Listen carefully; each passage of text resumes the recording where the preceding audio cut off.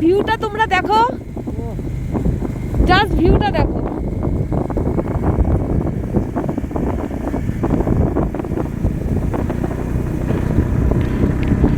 Pangong lake, এটা বিশাল বড়।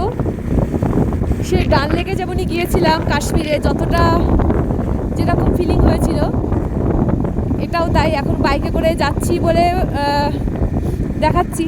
তারপরে যখন আমরা কাছে আসবো তখন তো আর এতটা বিস্তীর্ণ যে এলাকাটা নিয়ে সেটা তো ক্যাপচার করতে পারবো না। তো চলো দেখো, দেখতে থাকো। অসাধারণ, চোখ জুড়িয়ে যাবে এইটুকুনি বলতে পারি। অসাধারণ স্মৃতি। তো দারুণ অভিজ্ঞতা, দারুণ অভিজ্ঞতা।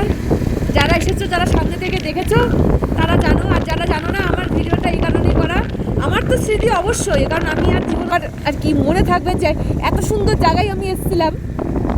আর যে নিয়ে এসেছে এই যে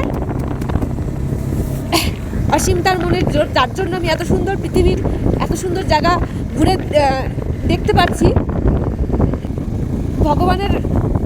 ভগবানের শক্তি, সাহস, ভগবানের জন্যই আসা।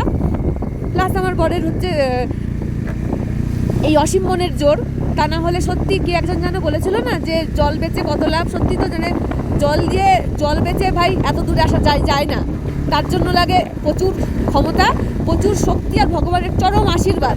তা না হলে সত্যি তো জল বেচে এত দূর আসা যায় না। নিজে দুবার, বউকে নিয়ে একবার আসার জন্য না প্রচুর, কি বলে ওটাকে, ক্ষমতা লাগে। ভগবান সঙ্গে সেই ক্ষমতাটা দিয়েছে।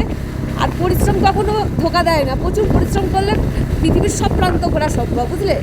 সেজন্য যে এই কথাটা বলেছিল, আজকে আমার হঠাৎ করে একটুখানি তার কথাই মনে পড়ে গেল। জল বেচে কত লাভ। ভাই জল বেচে লাভ হোক না হোক, পৃথিবীর এত সুন্দর জায়গা দেখতে তো পাচ্ছি, এটাই লাভ।